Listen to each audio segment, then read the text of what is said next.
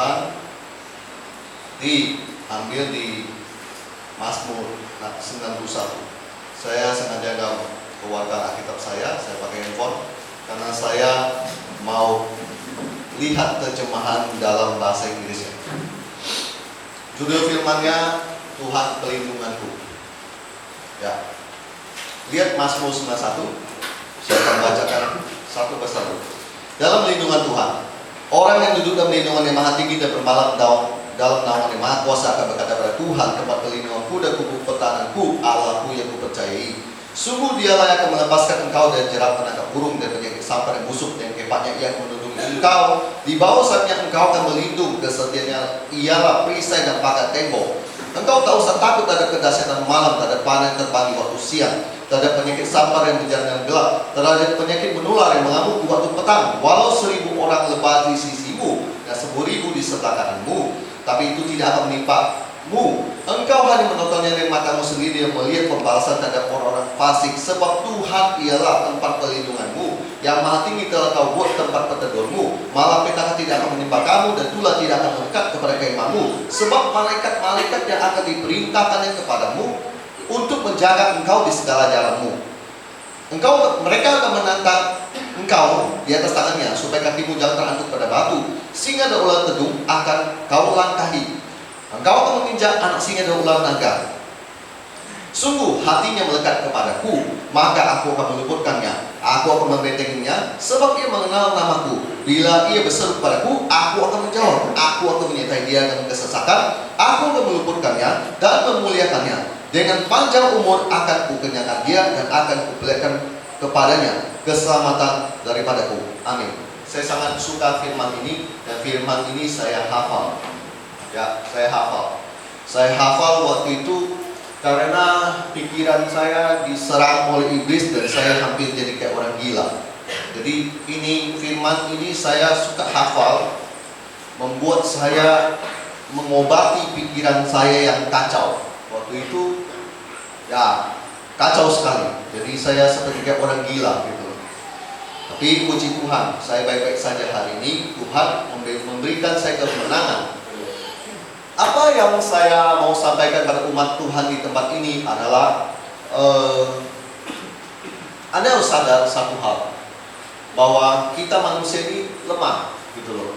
Kita manusia ini lemah, dan setiap hari-hari kita tuh butuh Tuhan.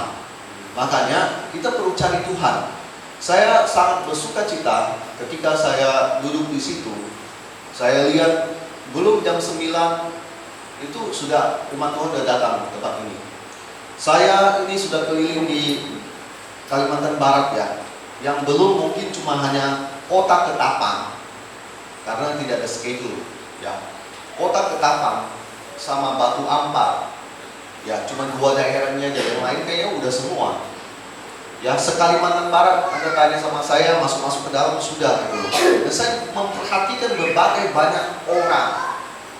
Kadang sudah janji jam 6 mulai ibadahnya molor 1,5 jam. Saya sangat kurang suka. Pernah juga saya lihat pelayan altarnya pakai sandal jepit. Saya sangat kurang suka. Dari situ saya tahu dia kurang menghargai Tuhan. Ada mengerti maksud saya? Tidak menghargai Tuhan. Masakan kalau Anda mau menghadap Tuhan, Anda nggak bisa berpenampilan lebih baik. Amin. Pastinya Anda beri yang terbaik buat Tuhan. Datang juga on time, ya kan? Saya selama pelayanan di Kalbar, saya selalu datang 1 jam lebih awal. Anda bisa membayangkan saya nyetir sendiri, saya juga yang khotbah. Bagusnya saya tidak kolektor lagi, saya terima tamu. Ya, Anda bisa membayangkan saya nyetir berjam-jam, ya. Malam kadang 3 jam, 4 jam. Saya mampu.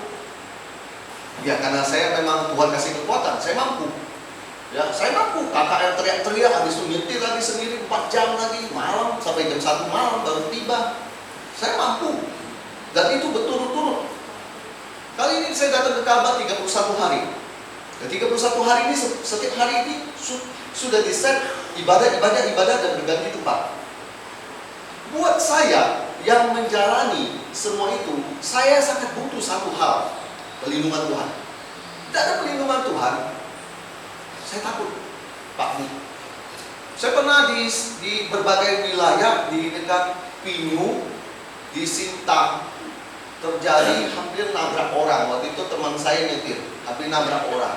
Nah, itu orang sudah mau menunjukkan reaksi, mau memukul dan ajak berantem. Tetapi saya memahami dengan benar Mazmur 91 ini, di mana perlindungan Tuhan adalah bagian saya. Kalau saya melihat orang begitu, secara natural latar belakang saya gampang terpancing, saya marah dan saya ikut dalam perkelahian. Tetapi kan karena saya sudah dalam Kristus, saya ada ciptaan yang baru, 2 Korintus pasal 5:17, maka saya tidak bisa melakukan hal itu lagi. Saya ingat sekali ada waktu di Sintang, memang dia salah. Kita putaran mau ke kanan, dia sengaja masuk nyelip dari kanan menuju ke kiri tanpa kasih lampu sen. Udah kita tantang digoyang-goyang sampai di satu tempat yang berhentikan kita, dia ambil besi, dia keluar. Saya santai aja, saya nggak kabur. Teman saya yang berurusan sama dia, tapi saya ikut membantu. Saya cuma bilang sama dia, bro, Anda sekarang maunya apa? Ya, saya orang sini, ya kan? Saya orang gereja di sini, ya kan? Kalau bisa kita damai, kita ngomong baik-baik. Saya sambil berdoa dalam hati saya tidak mau ribut dengan orang. Saya mau baik-baik. Dan saya melihat pernyataan Tuhan, jadi bom besi, jadi berubah. Satu hal, kita sangat butuh perlindungan Tuhan. Ada nggak? Apalagi Anda yang seperti kayak saya, berjalan berpindah tempat. Ya, Anda sangat butuh. Mari kita perhatikan satu persatu. Ini menarik sekali firman Tuhan. Orang yang duduk dalam lindungan yang maha tinggi dan bermalam dalam naungan yang maha kuasa.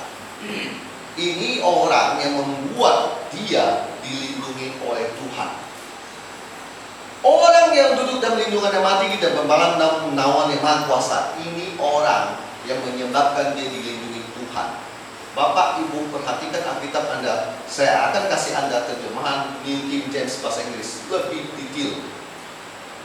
Dikatakan begini, He that dwell in the secret place of the Most High shall abide under the shadow of the Almighty.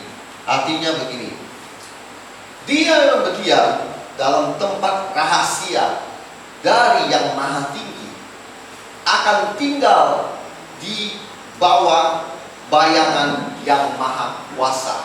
Saya ulangi, dia yang berdiam dalam tempat rahasia yang maha tinggi akan tinggal di bawah bayangan yang maha kuasa. Artinya, orang yang dalam hidupnya senantiasa berdiam dalam tempat rahasia maha tinggi itu doa, hadirat Tuhan. Orang itu memang secara manusia ada di bawah bayangan yang maha kuasa. Bayangin, yang maha kuasa,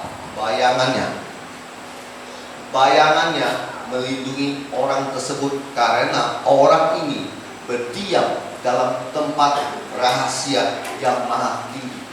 Banyak orang tidak suka untuk mencari tempat rahasia yang maha tinggi ini, mengakibatkan dia tak mau ke gereja, dia tak mau berdoa, dia tak mau menyembah Tuhan, dia tak tergerak.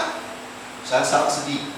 Dia ada satu status anak daerah sini, saya akan baru sebut namanya. Dia tampilkan foto, dia tulis, dulu saya begini, sekarang saya menyesal begini, sambil bawa gitar yang dia bilang itu. Saya pikir orang begitu butuh Tuhan. Dan sayang sekali, dia nggak mengerti kebenaran firman Tuhan. Orang yang menghabiskan waktunya untuk selalu ada dalam hadirat Tuhan, saya pastikan orang itu kemanapun Tuhan lindungi. Saya pernah di Poso waktu tentara-tentara sedang memburu Santoso. Saya nggak takut. saya biasa saja. Itu yang satu pesawat dengan saya itu banyak sekali tentara. Dan saya tahu mereka memang lagi mau memburu dia. Saya tenang. Kemanapun saya berada, saya tenang. Saya, maaf kata, saya kurang sepaham dengan orang-orang yang suka ngomong, dia kan pakai pulang malam, makanya dia begini. Akhirnya dia dibunuh dan sebagainya. Pak, Bu, bentar dulu. Saya belum selesaikan firman Tuhan ini. Bentar dulu, nanti saya akan jawab Anda. Tapi saya buktikan sampai detik ini, sampai hari ini, orang yang berdiam dalam naungan yang Maha Kuasa, artinya dia tuh ada dalam hadirat Tuhan, masuk ke dalam tempat rahasianya Tuhan.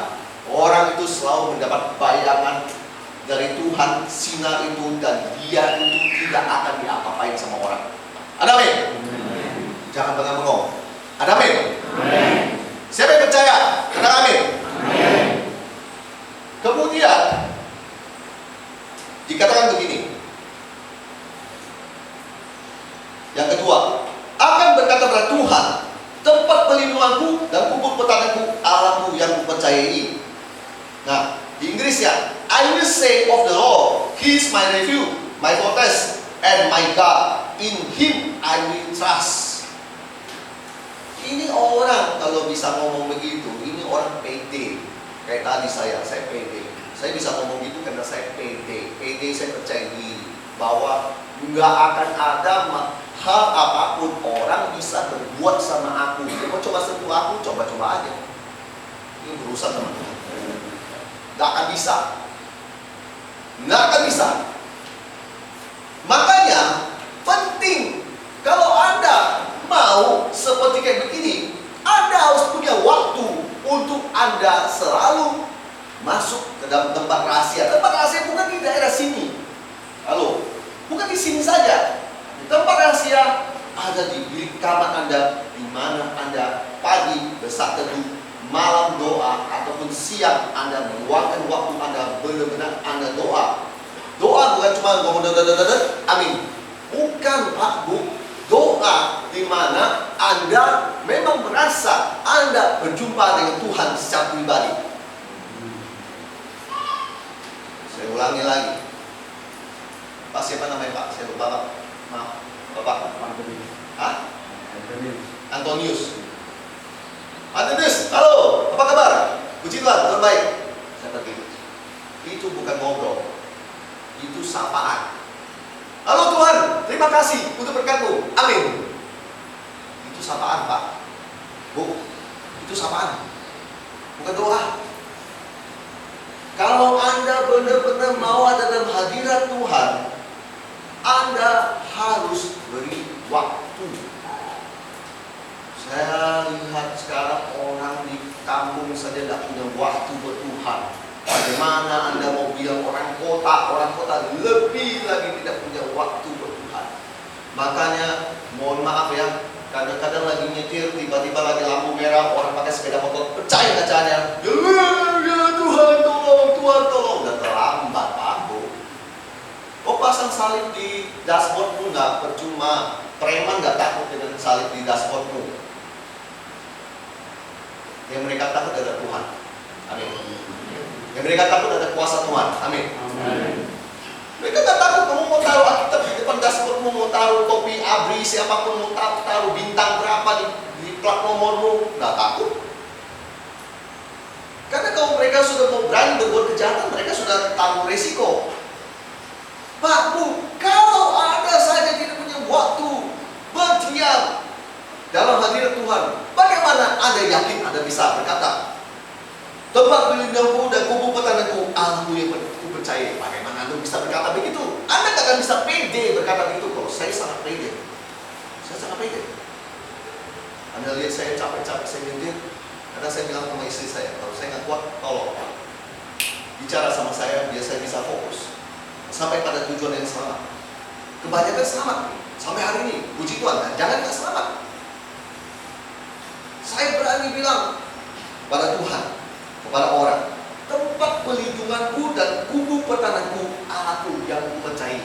Saya bisa berkata dengan pede begitu karena saya selalu menyempatkan diri, punya waktu dia dalam tempat rahasianya Tuhan. Artinya saya alias berdoa, cari Tuhan, berkomunikasi dan benar-benar terhubung. Bukan seperti kayak tadi, halo Andrews, apa kabar? Tuhan berkati, amin. Nah, selesai. Itu sapaan, bukan doa. Lanjut. 3. Sungguh dialah yang akan melepaskan engkau dari jerat penangkap burung, dari penyakit sampar yang busuk. Orang yang dalam lindungan Tuhan, saya pastikan dikatakan di sini, he shall deliver thee from snare of the fowler. Itu jerat. Pak, Bu, jerat itu apa sih? Jerat itu berbicara, mohon maaf, sesuatu orang taruh di depanmu dan kamu tidak tahu, itu jerat, ya kan Pak? Yang suka berburu di sini, Anda tahu kan, jerat, ya kan? Bagaimana kamu taruh perangkap di situ, tiba-tiba itu ayam hutan lewat, injak, dapat kena jerat. Tuhan yang melindungimu, Tuhan akan kasih tahu kamu, itu Hendrik di depan tuh orang mau jerat kamu. Oh iya? Saya pikir dia nggak begitu Tuhan. Udah, kamu jangan ikutin dia punya omongan. Kau belok ke kiri aja. Tuhan akan menjauhkan saya dari jerat, sehingga saya tidak terperangkap dan mengalami kerugian.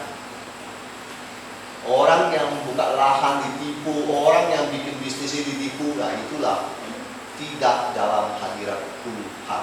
Anda merasa dihakimi oleh saya? Baca firman Tuhan ini.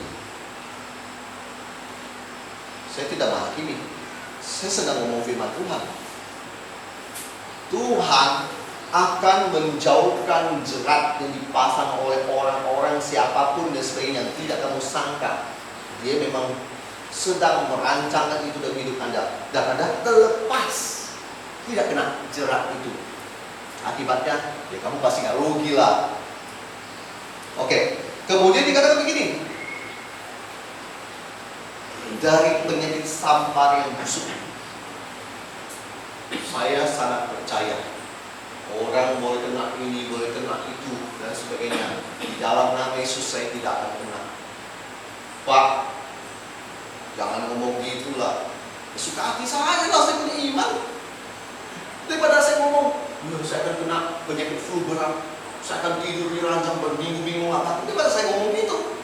Ada amin? Ya kan? Daripada saya ngomong gitu, mendingan saya ngomong, saya percaya dalam nama Yesus segala penyakit akan dihalau dari hidup kita, keluargaku. Ada amin? Kalau tidak, berapa Anda percaya Yesus? Anda percaya sama Yesus karena Anda tahu di dalam Yesus ada pelindungan. Amin. Lanjut. Saya agak cepat. 4.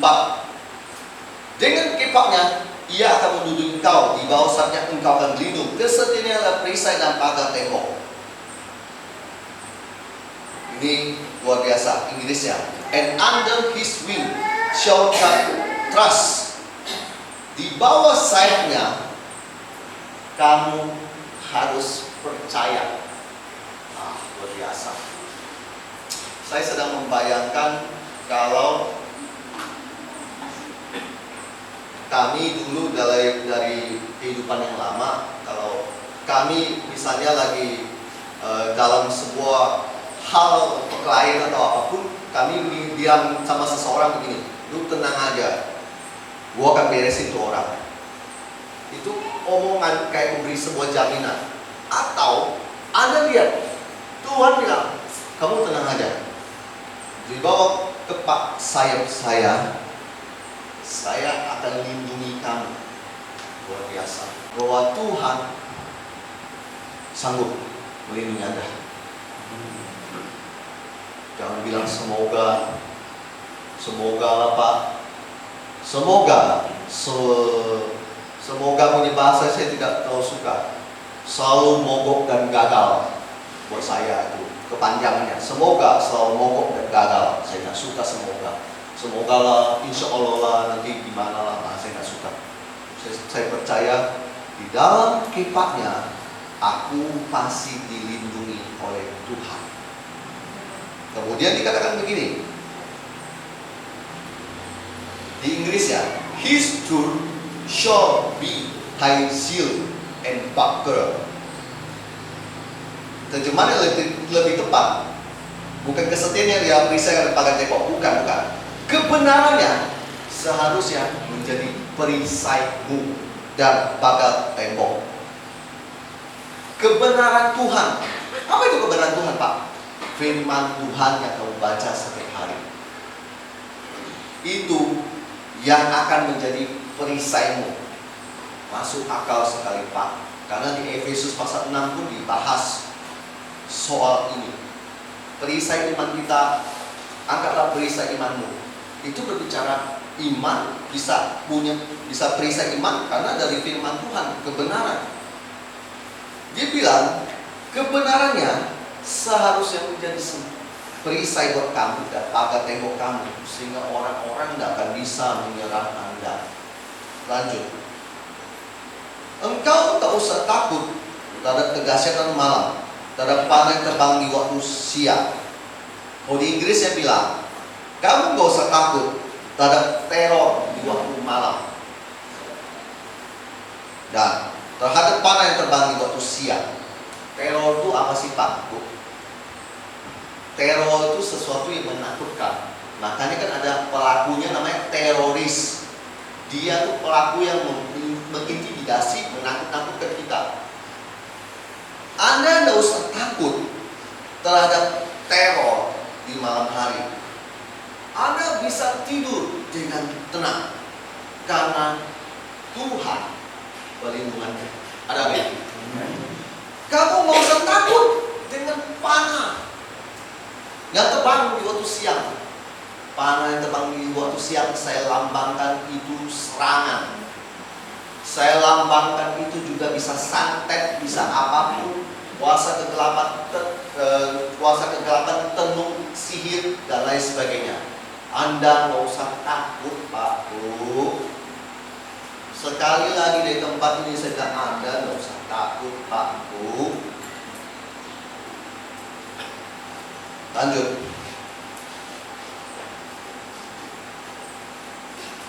Kemudian dikatakan lagi, terhadap yang 6, terhadap penyakit sampar yang berjalan dalam gelap, terhadap penyakit menular yang mengamuk di waktu petang. Ini bukan berbicara penyakit biasa lagi, tapi dibilang mengamuk di waktu petang. Kalau Inggrisnya bilang destruction. Destruction itu bukan mengamuk, tapi penghancuran. Penyakit yang menghancurkan. Destruction. Anda akan aman. Nah, dikatakan lagi, walau 1000 orang lebar di sisimu dan 10.000 di sebelah kananmu, tapi itu tidak akan menimpamu. Oh, luar biasa. Dia bilang 1000 di sisimu, berarti itu dekat banget loh. Di sisi. Ini orang pada lebar 1000 di sisi. Terus kemudian kamu lihat di sebelah kanan 10.000 lebah juga. Bisnisnya orang berancur, lahannya ditipu, hasilnya dicurangi. Sebelah sini kamu juga lihat begitu juga. Tapi itu tidak akan menimpa kamu. Yang percaya kata kamu. Yang tidak percaya yang akan terjadi. Saya sangat percaya. Saya punya kawan toko di Pulau Bangka. Saya nggak tahu kalau dia pernah kesini atau tidak. Ada satu orang Bangka yang lain, bukan yang kemarin yang Pak Pelita Antoni ini, bukan. Dia punya toko kiri kanan bermasalah, krisis.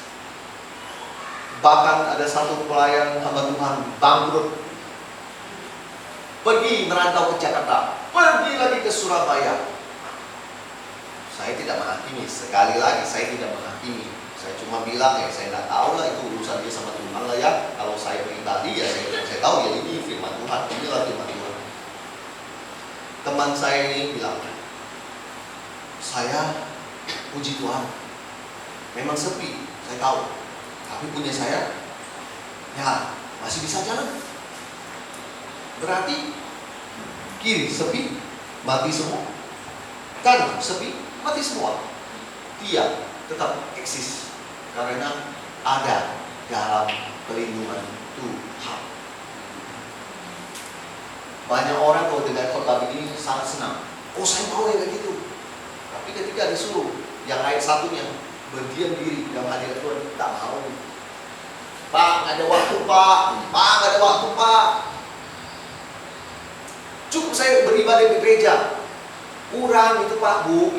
Gereja di mana Anda bersekutu dan diarahkan supaya jangan sesat. Punya pemahaman-pemahaman yang aneh-aneh. Disinilah Anda diarahkan oleh gembala. Diberikan pengajaran yang benar. Di rumah, Anda secara pribadi harus punya hubungan pribadi dengan Tuhan. Ada amin? Harus baca Alkitab. Ada amin? Kemudian dikatakan begini. Lanjut lagi. 8. Engkau hanya menontonnya dengan matamu sendiri dan melihat pembalasan dari orang-orang fasik. Kalau di Inggris ya lebih mengerikan. Jadi pembalasan dari orang-orang fasik itu apa? Hadiah buat orang yang berdosa. Aduh. Jadi orang berdosa itu ternyata punya hadiahnya ya. Saya baru tahu.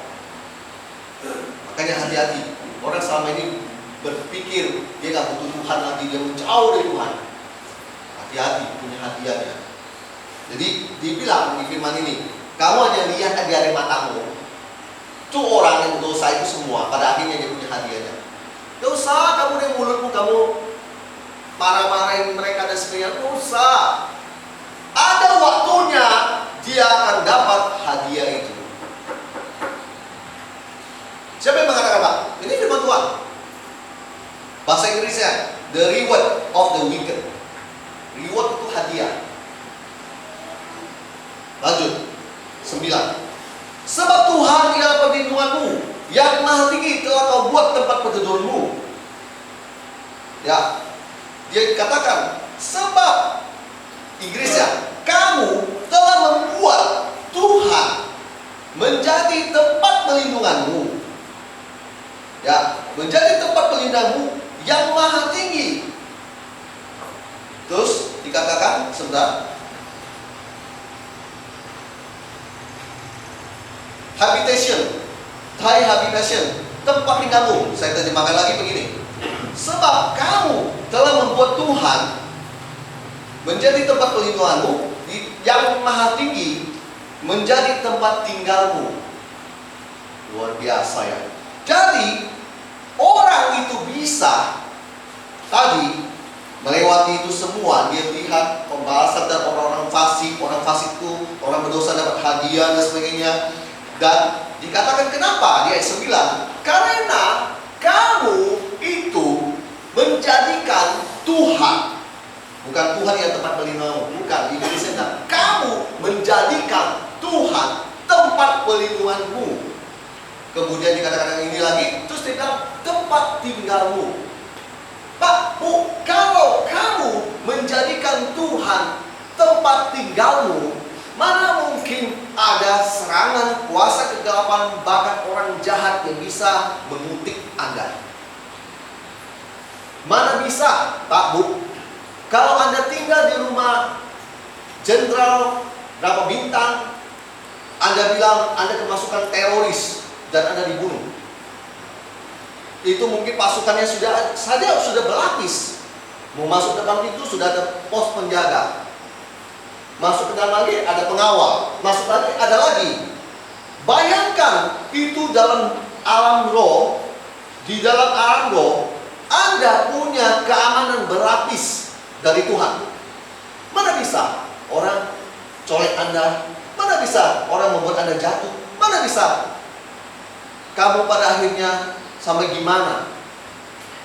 Itu berlaku buat orang yang menjadikan Tuhan itu sebagai tempat tinggalnya. Itu berlaku buat orang yang menjadikan Tuhan tempat perlindungannya. Maksudnya menjadikan itu, artinya saya tadinya nggak bisa, saya tadinya nggak mampu, dan saya melihat Tuhan yang maha besar itu, dan saya jadikan dia. Jadikan dia, bisa berkata, saya ambil, saya jadikan Tuhan, engkau Tuhan perlindunganku. Aku nggak akan sanggup Tuhan, tapi aku jadikan engkau tempat perlindunganku, dan itu yang harus terjadi. Ketika kamu yang menjadikan Tuhan tempat perlindunganmu, juru selamatmu, yang kamu percaya, harusnya kamu terpelihara dan terlindungi. Ada amin. Ini sudah mulai lemah aminnya. Apa karena sudah mulai mau ngantuk? Kemudian dikatakan di sini, malapetaka tidak akan menimpa kamu dan tulah tidak akan mendekat kepada kemahmu. Bayangkan gini, di Inggrisnya bilang, there shall no evil befall thee, neither shall any plague come nigh thy dwelling. Jadi dikatakan begini, bahwa itu malapetaka, wabah, sakit penyakit tidak akan sampai masuk ke depan rumahmu. Saya dulu ada isi tenaga dalam silat dari salah satu perguruan di daerah Jawa Barat. Jadi si guru itu bilang, orang mau masuk kamarmu, masuk itu pun kasih dia garis. Dia kan yang berbuat jahatnya apa sama kamu kan mental. Diinjak kaki itu akan mental dia. Itu sesuatu yang jahat. Sekarang saya bilang yang di dalam kekristenan begini, kamu nggak percayakah bahwa Tuhan bisa buat sesuatu yang lebih luar biasa dari iblis yang buat? Amin. Iblis itu penciplak. Tuhan bikin apa, dia bikin apa? Gak percaya. Anda berpikir dukun, tukang sihir itu kalau di Kristen itu apa? Anda pernah lihat nggak Nabi bisa sebutin angka sepatumu berapa, dia bilang namamu Antonius, kamu tinggal di jalan berapa dan sebagainya? Tuhan bisa memakai dia begitu? Itu mirip-mirip dengan dukun. Iblis itu jiplak. Malaikat, makanya dikatakan malaikat terang, seperti malaikat, tapi bukan. Itu yang iblis buat, yang model-model begitu. Tuhan terlebih bisa membuat itu. Wabah, malapetaka akan masuk ke rumahmu. Orang mau kirim tenung, santet buat kamu, enggak akan sampai ke depan pintumu. Anda yang nggak percaya itu, saya kasih tahu Anda. Saya pernah layani satu ibu, anaknya kerja dokter di daerah Kapuas Hulu. Dia kerja dokter. Saya nggak tahu ada apa dengan dia. Suatu hari dia keluar, dia merasa ada angin bertiup ke dia, dia langsung muntah darah. Dan setelah itu selesai. Anda tahulah itu apa. Kalau Anda dalam perlindungan Tuhan, tenung, kiriman, santet, apapun, malapetaka, segala wabah, sakit penyakit tidak akan masuk ke depan pintu rumahmu. Pak, Bu, orang tidak dalam lindungan Tuhan sangat berbahaya. Saya pernah lihat adiknya meninggal lewat satu, tahun berikutnya siapa lewat lagi, tahun berikutnya lewat lagi. Sesudah itu dia baru sadar, kok kematian beruntun ya. Kalau Anda punya duit bermiliar pun, itu kematian beruntun begitu sangat mengerikan. Makanya bersyukurlah kalau Anda punya firman yang tadi bilang, wabah, malapetaka tidak akan sampai masuk ke depan pintu rumahmu.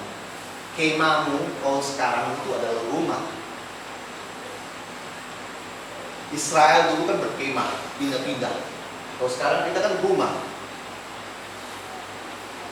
Luar biasa. Itu janji Tuhan. Kemudian dikatakan begini, sebab malaikat-malaikatnya akan diperintahkannya kepadamu untuk menjaga engkau di segala jalanmu.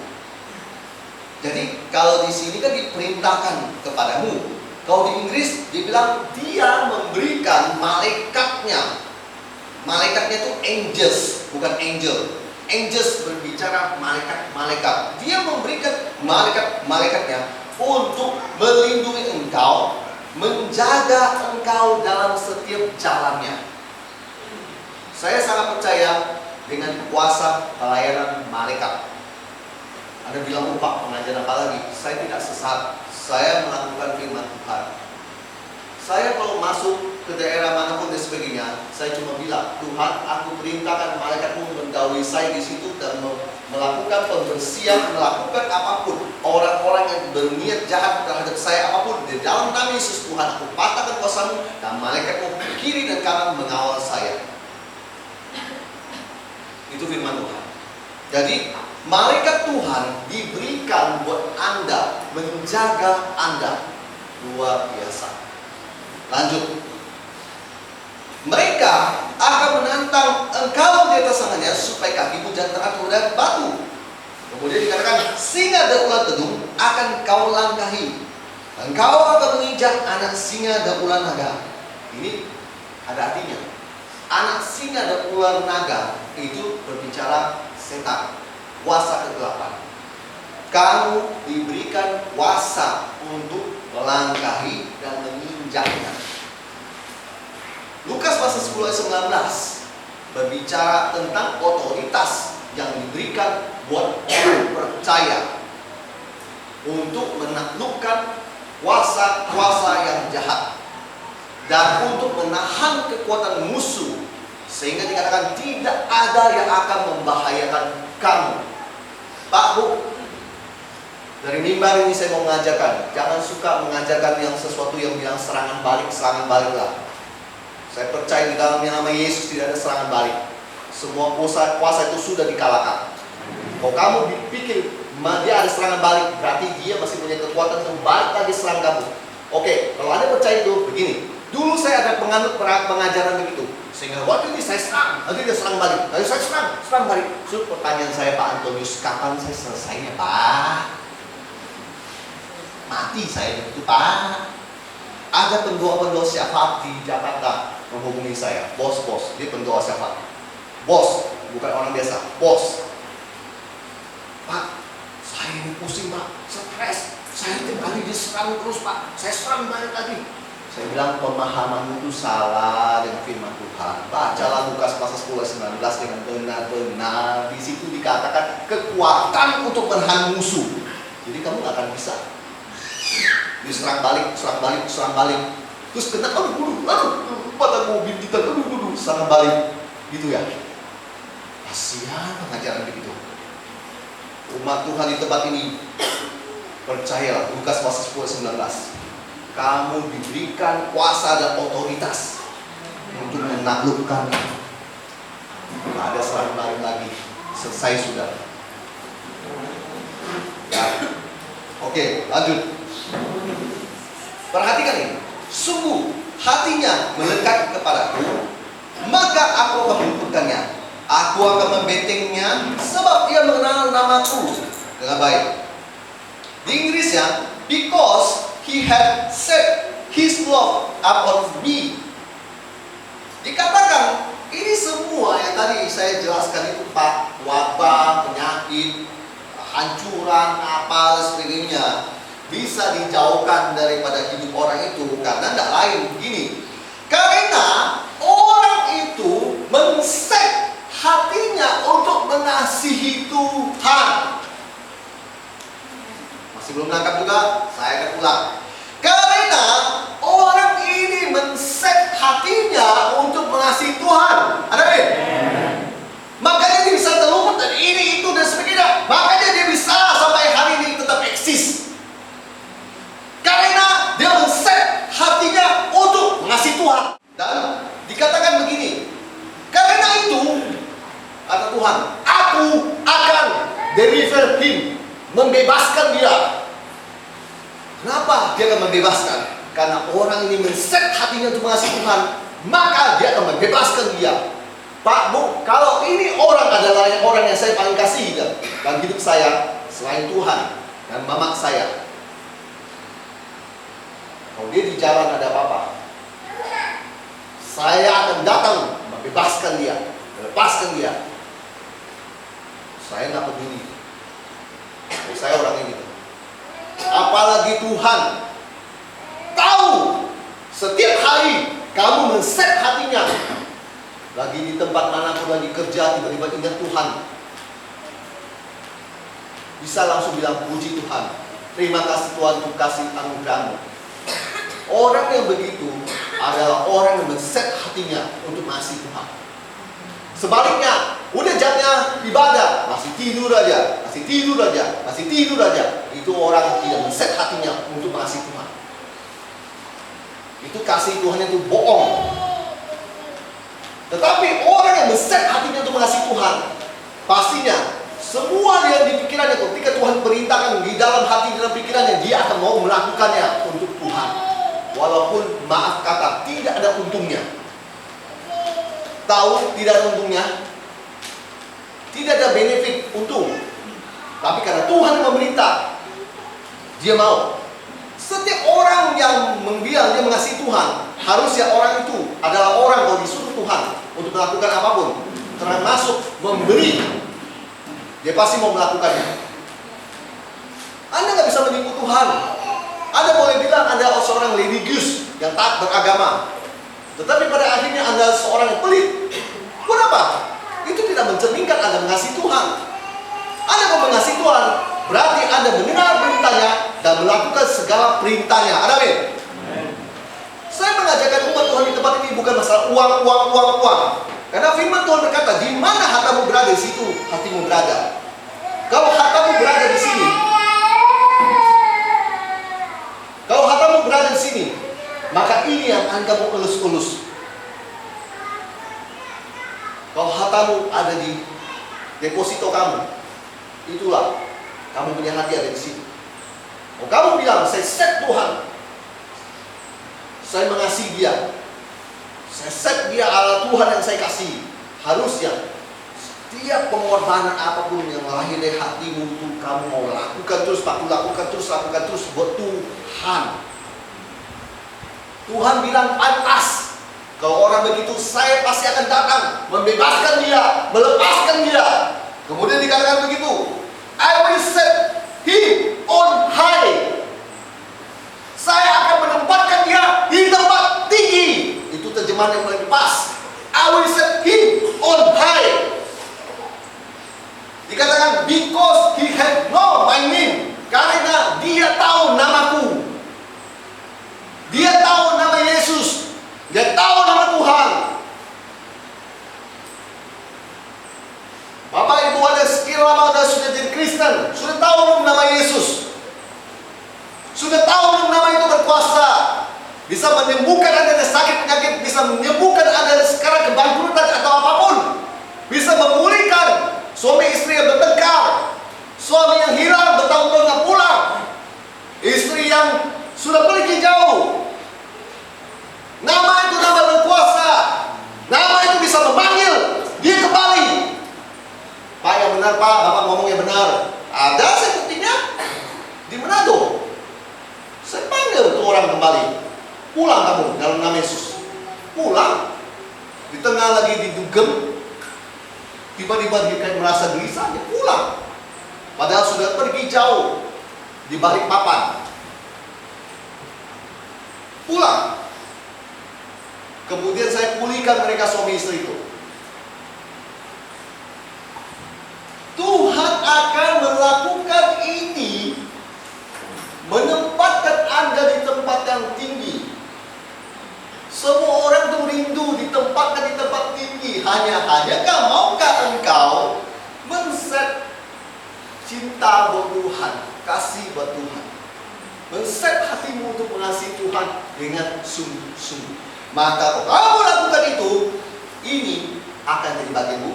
Pertama, kamu akan dilepaskan. Kedua, kamu akan diangkat. Ini. Saya nggak peduli saya sedang khotbah di kampung. Saya lakukan khotbah yang sama juga di kota Jakarta. firman yang sama tidak saya kurang-kurangi karena saya melayani di kampung.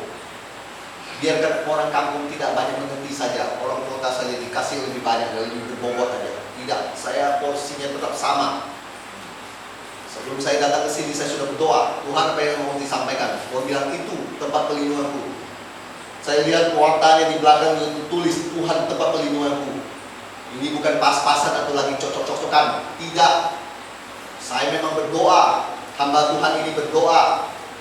Sebelum menyiapkan bahan khotbah jam 5.30 saya sudah bangun dari wilayah Pinyu ke sini. Anda harus tahu, saya sudah mempersiapkan segala yang terbaik. Tidak mau menyampaikan asal-asalan di sini. Tidak. Karena bukan tipikal saya begitu. Dari dulu saya selalu punya komitmen melayani Tuhan yang terbaik. Jangan ada setengah-setengah. Berikan buat jemaat yang terbaik. Maka saya pun pasti akan dapat yang terbaik dari Bapak Sukarmi saya. Jemaat boleh nggak kasih, siapa boleh nggak kasih, nggak apa-apa. Saya akan dapat reward hadiah dari Bapak di surga. Nanti di tengah jalan ketemu orang berbaik hati, nanti ketemu lagi orang berbaik hati, nanti ketemu lagi orang berbaik hati. Pasti. Amin. Dan dikatakan begini,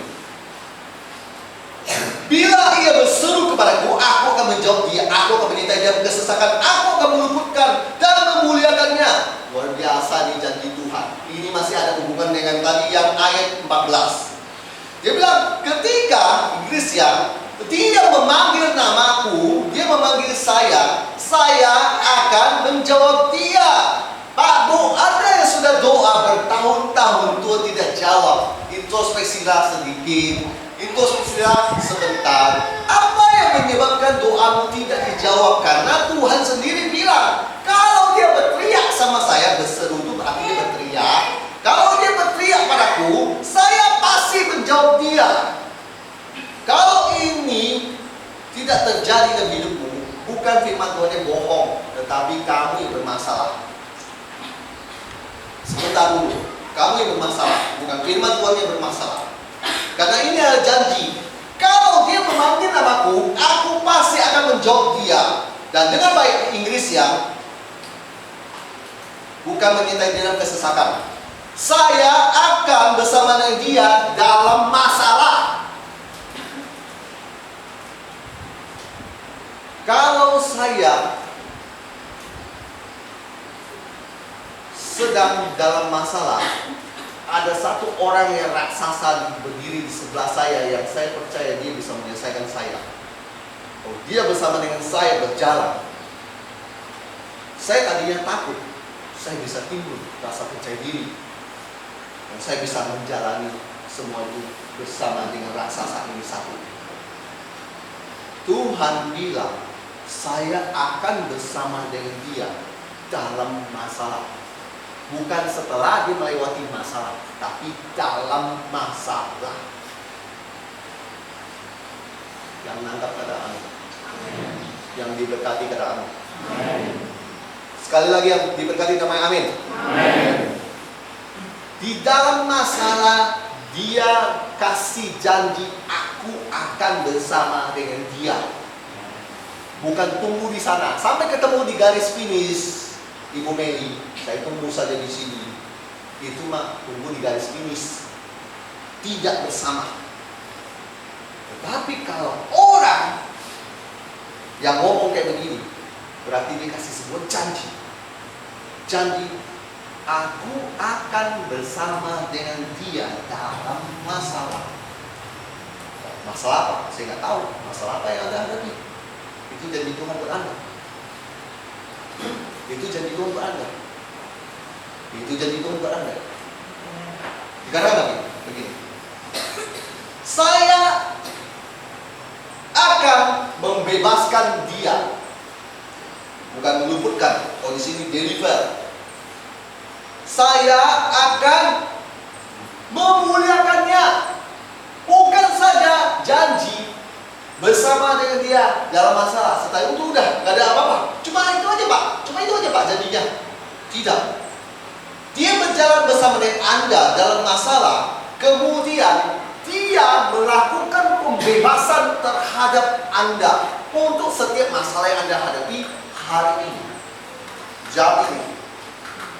Detik ini. Dan dia bilang, dia akan memuliakan kamu. Honor, memuliakan engkau. Memuliakan itu sejenis diangkat tinggi.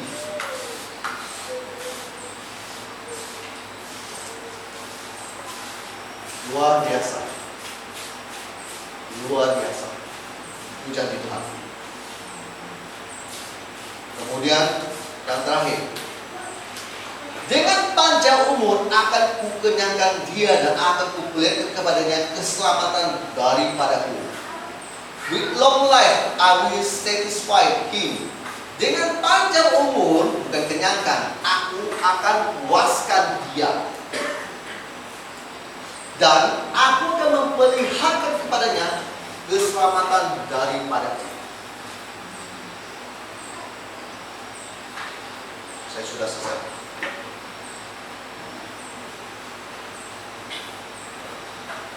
Mazmur 91 ini adalah ayat yang paling saya hafal di hidup saya. Menumbuhkan sebuah kepercayaan diri saya pada Tuhan. Kemanapun saya berangkat bersama istri saya, boleh mata sipit, boleh putih dan sebagainya, saya nggak peduli. Saya tetap dalam perlindungan Tuhan. Mau di kampung orang berbahaya lalu mabuk dan apa, saya tidak bermasalah. Saya bukan penginjil kota yang cuma dari mall ke mall, hotel ke hotel. Bukan, saya penginjil yang suka berada di kampung-kampung dan menyetir sendiri lewat jalan malam sampai penginapan jam 1 dan 12 malam dan sebagainya. Itu yang saya lakukan. 1-2 hari tidak, selama berminggu-minggu.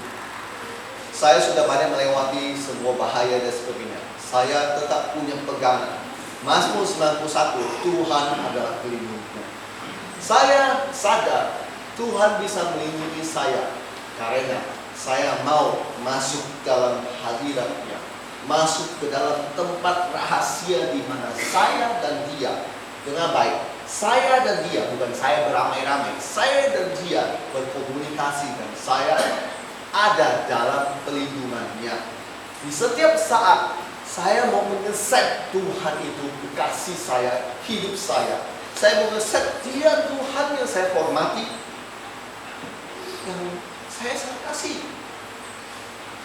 Sehingga ketika saya dalam terjepit kondisi berbahaya atau apapun, ketika saya teriak, Tuhan berkata, aku akan menyertai dia dalam masalah.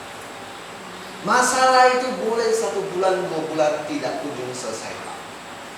Kadang ada masalah yang sampai 8 bulan juga tidak ada solusinya. Tetapi saya tidak pernah membuat iman saya makin down dan turun dan diskon apalagi untuk percaya sama Dia bahwa Dia sanggup memelihara hidup saya, bahwa Dia sanggup menjaga saya, bahwa Dia sanggup melindungi saya. Hamba Tuhan yang lain, saya nggak tahu kalau dia melayani, kemudian dia bilang dia kena serangan apa dan sebagainya. Saya nggak tahu itu serangan apa. Saya terakhir saya ada di wilayah Sekadau. Ada orang, memang saya nggak sengaja. Saya tahu dia agama lain. Dia nggak terus sebut agama dia apa. Dia duduk di depan saya, ya. Kemudian setelah saya sudah selesai ibadah, dia nggak mau pergi, dia duduk di situ aja. Ternyata dia dari tadi mau ngetes saya. Ada sebuah keris yang suka datang bolak-balik pisau itu bolak-balik dan kehidupan dia, dan kemudian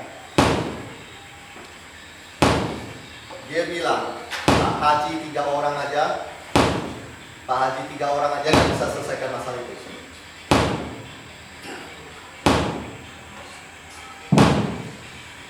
Mungkin dihentikan dulu, takut nanti konslet loh.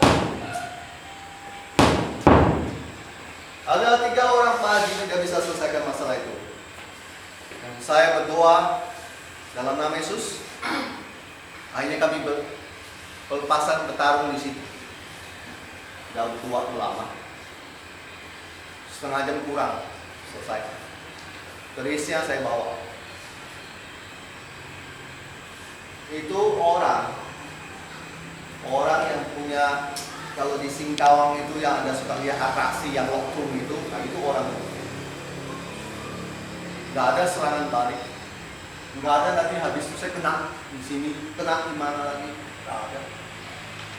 Saya melakukan itu bukan pertama kali, Bapak Ibu, di Kalimantan Barat. Khusus di wilayah di Kapuas Hulu ke sana tuh banyak sekali yang aneh-aneh itu. Saya mau bilang, saya cuma datang membawa Injil.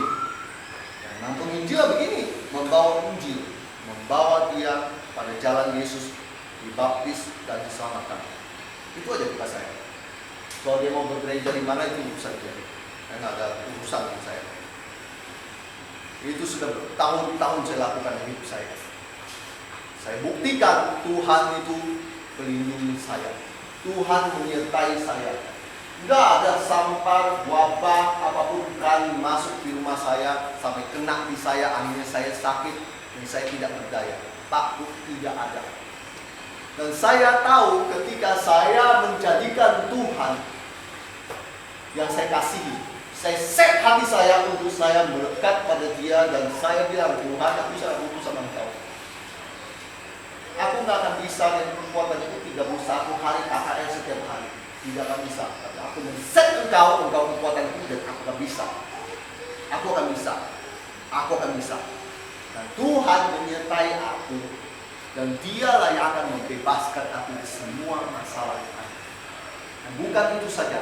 Dia mungkin akan mengangkat dan memuliakan aku. Pak, saya bukan sombong, ini firman Tuhan. Anda, Tuhan juga akan angkat dan dimuliakan. Yang percaya katakan amin. Karena Tuhan senang anaknya itu diangkat. Karena Tuhan senang mempromosikan, meletakkan Anda di tempat yang maha tinggi. Di tempat yang tinggi itu orang bisa mengenal Anda. Oh, dia sekolahnya itu. Oh, dia ini. Oh, dia ini. Tuhan luar biasa dan sebagainya. Dah heran, Pak. Milikilah hari-hari dengan jam doa di rumah Anda, masuk ke tempat rahasia berdoa pada Tuhan. Sungguh-sungguh fokus dengan Tuhan. Jangan kerja. Aduh Pak, Bu, bolehlah kerja, tapi jangan lupakan Tuhan. Kemudian Anda harus mengeset hatimu untuk mengasihi Dia. Untuk mengeset hatimu mengasihi Dia, maka semua janji itu jadi milikmu. Dia bilang, aku akan melepaskan kamu, membebaskan kamu. Kemudian Dia akan membawa Anda naik tinggi. Dan bukan hanya naik tinggi, Dia akan membuat Anda dimuliakan. Sehingga orang bilang, luar biasa Pak, saya salut sama hidup Bapak SPN. Oh, Bapak kenapa bisa begitu? Karena promosi dari Tuhan. Sesimpel itu saja. Jadikan Tuhan Yesus Kristus, nama yang berkuasa itu, sebagai tempat di mana Anda berlindung. Bapak Ibu, terakhir, Anda pasti aman.